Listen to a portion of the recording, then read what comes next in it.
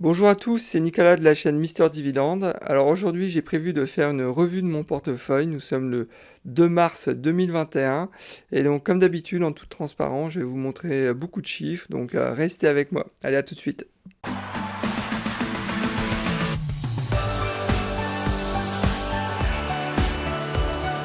Alors, la valorisation de mon portefeuille au 1er mars est à 99 861 $. Au mois de février, j'étais à 92 605 $, donc encore une belle augmentation. J'étais même passé au-dessus des 100 000 $ la semaine dernière, mais il y a eu 2-3 jours difficiles à la bourse, donc je suis repassé malheureusement en dessous de la barre des 100 000. Mais bon, je pense que sans trop de difficultés, je devrais être au-dessus de la barre des 100 000 courant mars. Alors en termes de performance, mon portefeuille donc a un gain de 10,1%, donc ce qui correspond à une plus-value latente de 1160 $. À noter aussi que la volatilité est à 0,98, donc rien de nouveau. Et enfin, regardez, ça c'était le dernier jour du mois. J'étais encore au-delà des 100 000 $, mais bon, j'ai perdu, entre guillemets, 1458 $ en une seule journée. Alors mes 5 plus grosses positions dans mon portefeuille, sans surprise, on a Johnson Johnson, symbole JNJ, pour une valeur marché de 5 863 $. Ensuite, on a Aflac, symbole AFL, pour une valeur de 4 789 $. Ensuite, on a Avalon Bay, symbole AVB, pour 4 394 $. Je vous invite vraiment à regarder ma vidéo sur AVB. C'est vraiment une société qu'il faut connaître, qui n'est pas très connue du public. Donc regardez-la, étudiez-la, ça vaut vraiment le coup. Et ensuite, j'ai AbbVie, donc symbole ABBV, pour 4 310 $. Et enfin, donc Verizon, symbole VZ, pour 3 871 $. À savoir que je vais de nouveau investir sur Verizon ce mois-ci. Donc très probablement, Verizon va monter à la deuxième place courant mars. Alors si on jette un coup d'œil sur mon portefeuille par secteur, sans surprise, la technologie est quand même très représentée avec 19% de mon portefeuille. Ensuite, la santé avec 14% de mon portefeuille, sachant que, vous le savez, j'investis de manière très importante dans le secteur de la santé depuis le début de l'année. Donc très probablement, on va passer autour de 15-16% donc, de mon portefeuille en santé courant mars. À noter que j'ai toujours rien investi dans le secteur de l'énergie, donc en particulier l'énergie fossile. Donc j'ai beaucoup de mal à me projeter sur les 10 ans dans l'énergie fossile. Donc pour l'instant, je préfère me tenir à l'écart. Et enfin, j'ai aucune action dans le secteur de la consommation discrétionnaire, donc comme on va dire LVMH ou Nike. Donc c'est un secteur qui est vraiment très cher donc actuellement. Donc je préfère rester à l'écart aussi. Alors passons à la partie dividende. Donc à savoir que en 2020, j'ai perçu donc 1422 $ de dividendes. En 2021, après 2 mois, je suis déjà à 457 $. Donc inutile de vous dire que je vais exploser le chiffre de 2020, ça c'est clair. En février, donc j'ai touché 179 $ de dividendes. Alors regardez cette belle courbe, j'ai commencé à gérer un portefeuille. Au départ, j'étais très peu actif et j'ai fait aussi beaucoup de bêtises, donc où je percevais pas beaucoup de dividendes. Et à partir de début 2020, j'ai commencé à être sérieux dans le choix de mes investissements, donc et regardez cette belle progression, donc ça n'arrête pas de progresser, donc c'est toujours sympathique de voir ce type de courbe. Alors si on fait un focus sur février 2021, donc j'ai touché 179 $ de dividendes. Donc il y a presque 10 titres qui ont distribué un dividende. Donc j'ai AbbVie pour 52 $, Apple pour 4 $, AT&T pour 47 $, Caterpillar pour 5 $, Colgate pour 6 $, Nussor pour 16 $, People United pour 9 $, et ça sera le dernier dividende que je percevrai d'eux parce que je les ai vendus. Procter & Gamble pour 9 $, et enfin Verizon pour 30 $.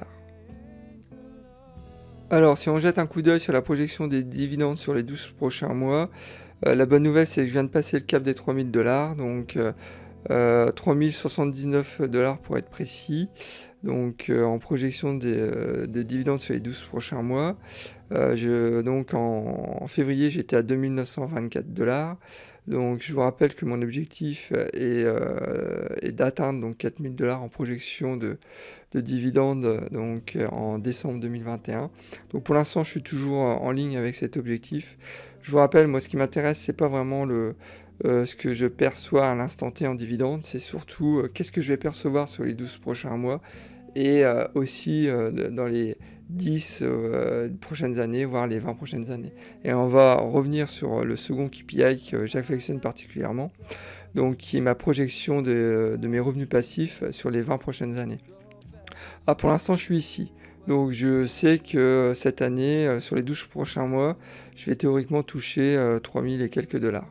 Si je maintiens donc ma croissance de dividendes donc, qui est de 6,3%, et si je décide de réinvestir intégralement mes dividendes dans des nouveaux investissements, mais sans aucun apport, donc ça veut dire que en gros, je mets mon portefeuille en pilotage automatique.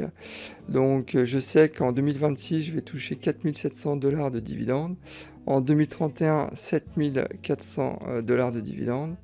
En 2036, donc dans 15 ans, je vais toucher 11 600 $ de dividendes. Et là, ce qui est intéressant, c'est là 2041 qui correspond à peu près à l'année à laquelle je vais partir en retraite. Donc, je vais toucher par an 18 100 $.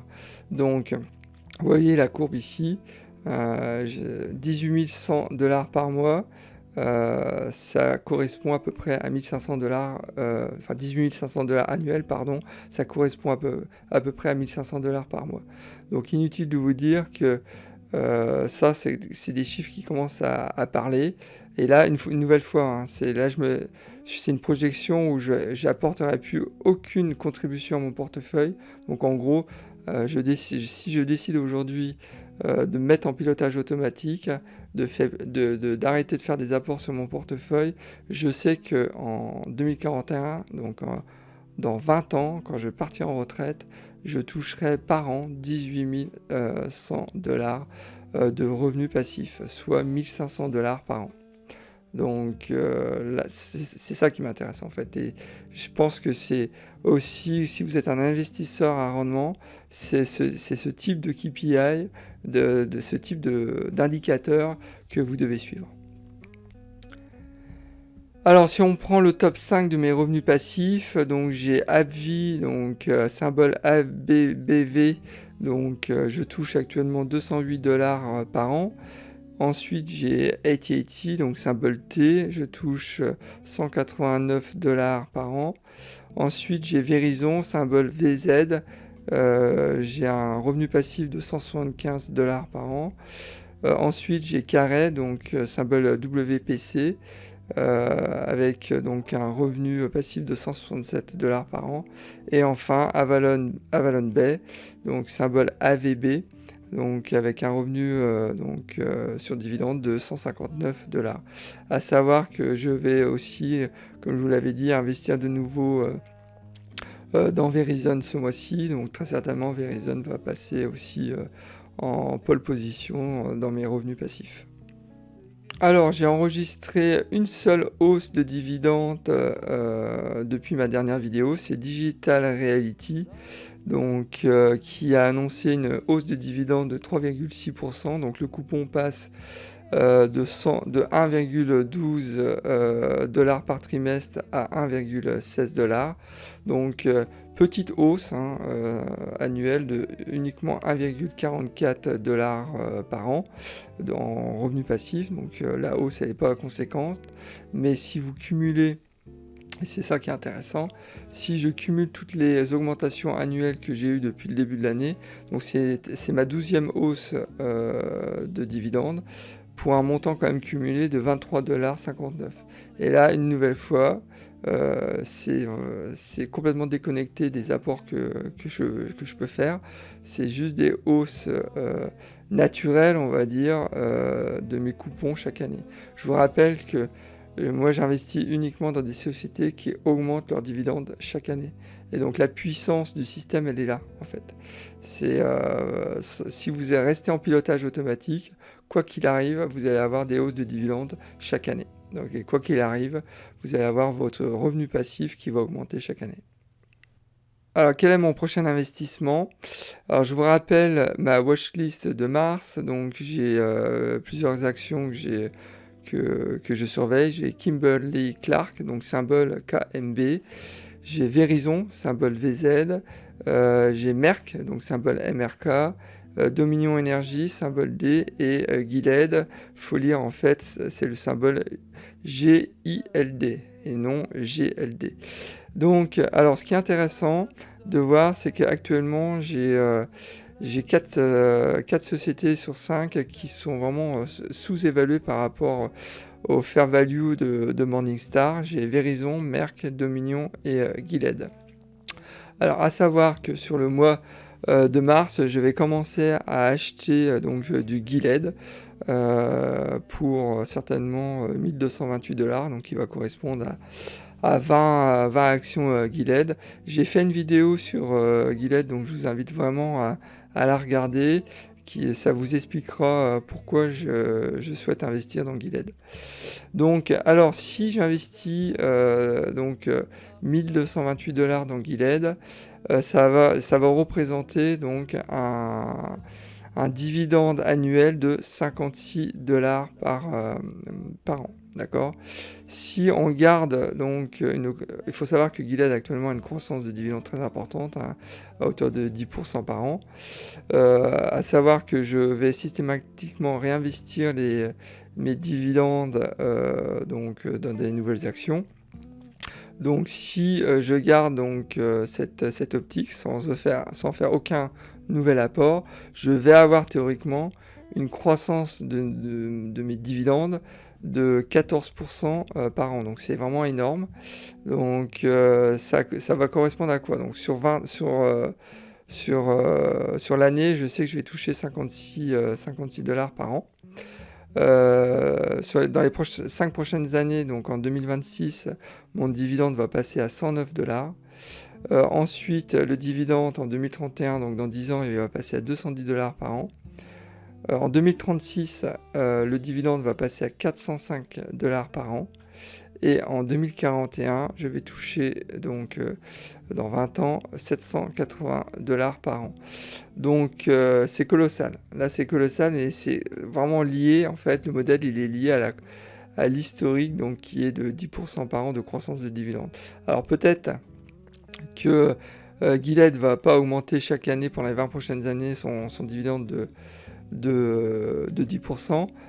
Mais en tous les cas, vous voyez que même si l'augmentation de dividendes est, on va dire, de 7 ou 8%, ça nous emmène quand même à des chiffres sur 20 ans quand même qui sont vraiment très importants.